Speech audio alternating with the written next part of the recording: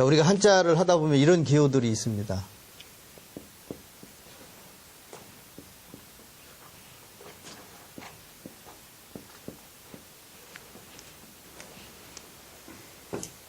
자, 각각 자기 이름을 가지고 있습니다. 진면, 덮을멱,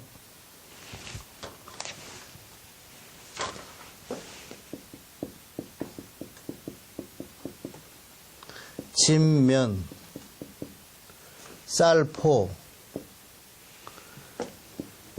굴엄 또는 집엄, 이것도 이름이 같습니다.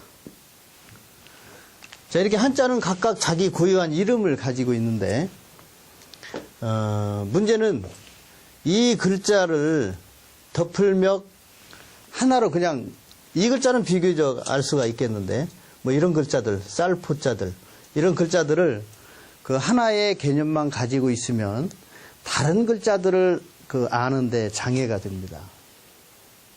따라서 지금 이렇게 각각 있는 이름들을 이름으로 외울 게 아니고 이 글자의 모양을 가지고 익히는 게 훨씬 더 효과적입니다.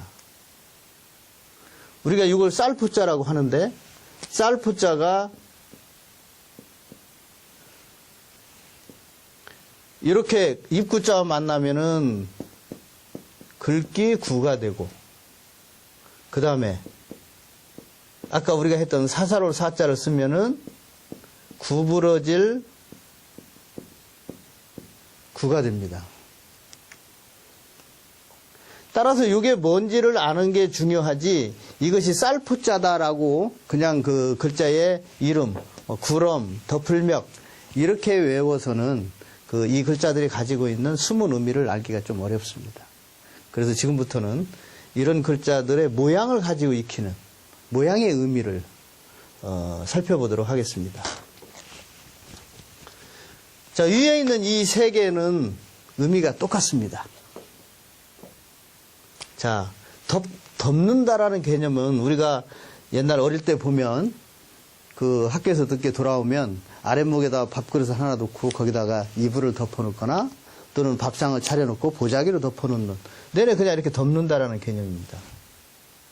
그래서 이 글자가 들어가서 만들어지는 한자들은 어떻게 보아야 되냐면, 덮는다라고 하는 것은 언제나 요 덮는 요게 중요한 게 아니고 그 안에 무엇을 담고 있는가, 이게 더 중요한 것입니다.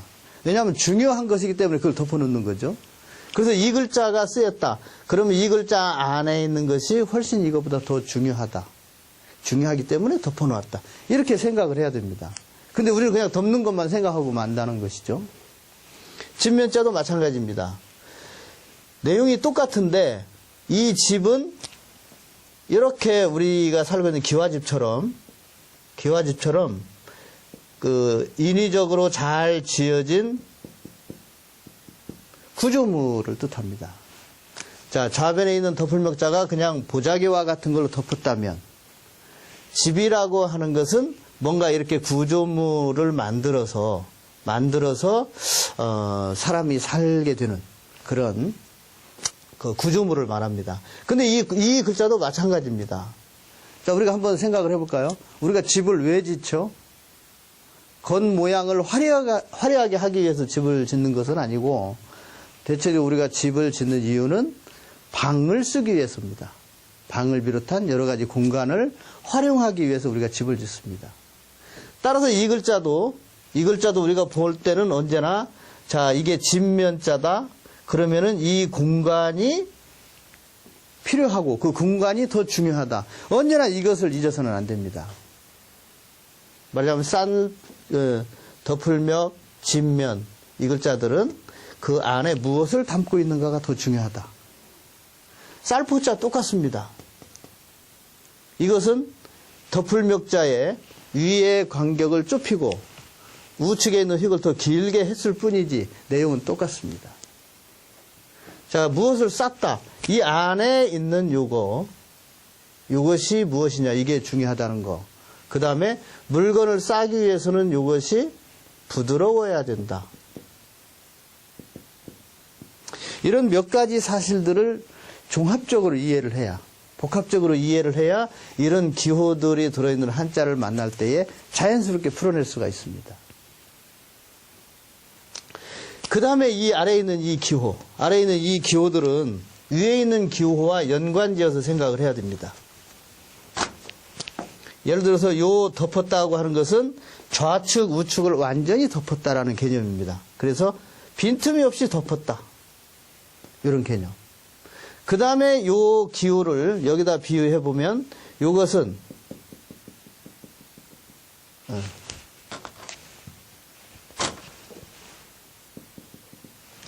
요렇게 우측 부분, 덮은 우측 부분이 사라진 모양입니다. 자, 이건 무슨 뜻이냐면 이렇게 덮는 데서 이만큼이 열려 있다 이런 뜻입니다.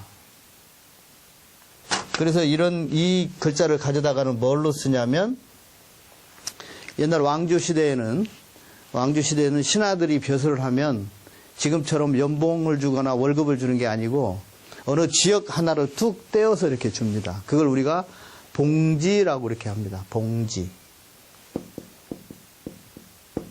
그래서 지금 대체적으로 우리가 그 성씨를 가지고 있는데 성씨들의 그 관향이라고 그래서 본관이라고 해서 지역의 이름이 하나씩 들어있습니다.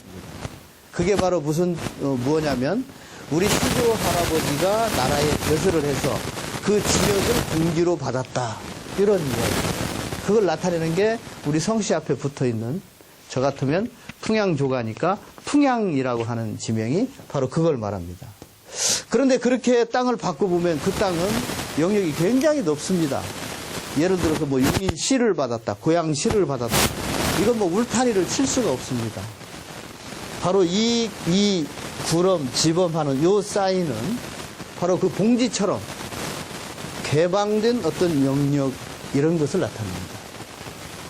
그래서 어딘가에 글자에 요게 들어있으면 광범위하게 넓은 땅 이렇게 이해를 하셔야 되고 그 다음에 이건 역시 이 글자 역시 위에 글자와 비교해서 보시면 쉽습니다.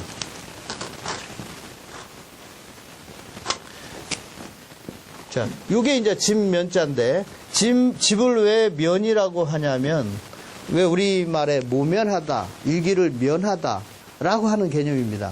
이게 집이라고 하는 것은 일단 외부의 추위나 햇빛, 그 다음에 짐승이나 다른 재해로부터 면하게 해준다. 그런 곳이다라는 뜻이에요.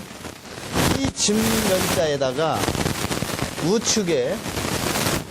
우측에 있는 요만큼을 이렇게 지웠습니다. 무슨 뜻이겠습니까? 이 집은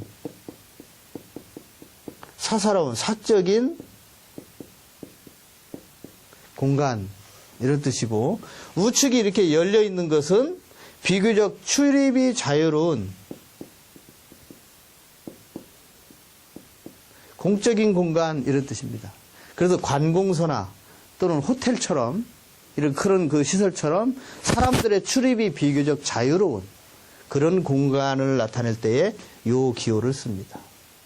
이렇게 덮을멱, 집면, 쌀포, 구럼 또는 지범 이 글자들은 이렇게 한 세트로 만들어집니다. 그래서 이 세트, 이 모양을 종합적으로 이해를 해야 이 글자가 들어가서 어딘가에서 자기 주장하는 것을 우리가 바르게 찾아낼 수가 있습니다.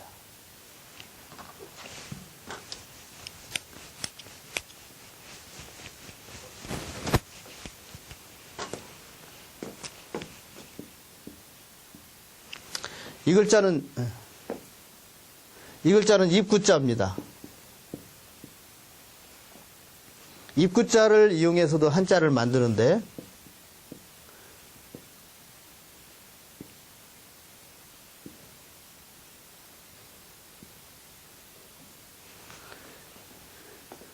입구자를 이용해서 만든 한자는 요 네 가지를 볼 수가 있습니다.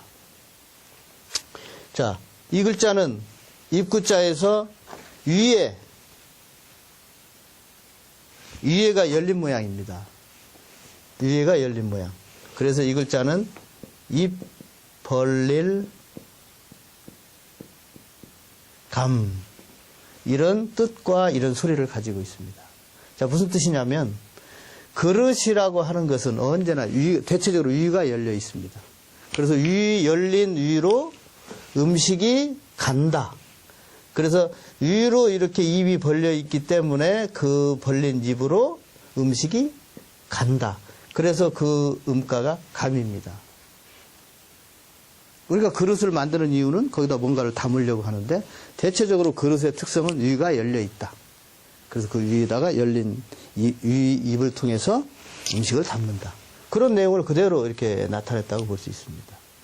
그 다음에 이 글자는 그거에 반대로 위가 닫혀 있고 아래가 열려 있습니다. 그래서 이 글자는 언제나 입이 열린 쪽이 포인트라는 것을 우리가 잊으면 안 되겠죠. 그래서 이 글자는 사람이 여기에 이렇게 서 있다라고 보시면 됩니다. 그래서 이 글자를 멀경 이렇게 씁니다. 자, 무슨 뜻이겠습니까? 여기 있는 나로부터 경계는 멀리 있을수록 좋다. 말하자면 나를 둘러싸고 있는 먼 경계 이런 뜻입니다. 자, 그 다음에 요거에 비해서 이것이 위가 열리고 아래가 열리고 거기에 비해서 이것은 우측이 열려 있습니다. 우측.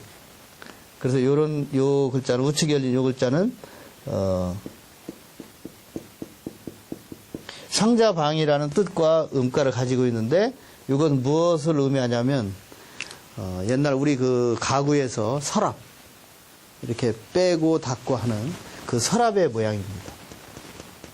그리고 이 방이라는 음가는 우리 집에서도 방이 중요하듯이 서랍도 방이 중요합니다. 공간이 중요합니다.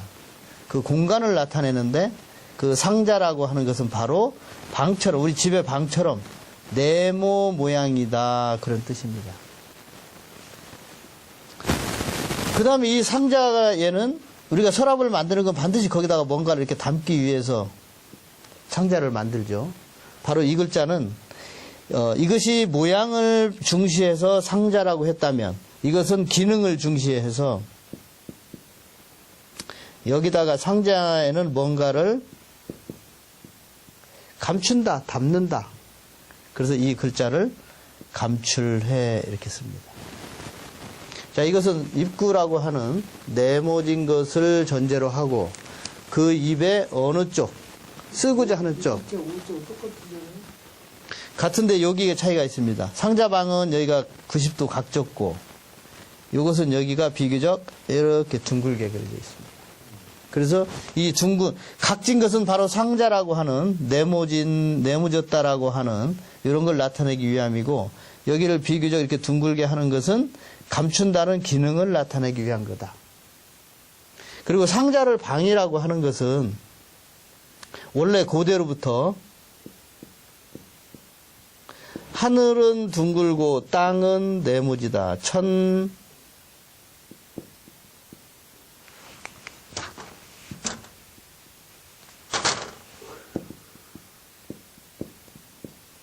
하늘은 둥글다. 원.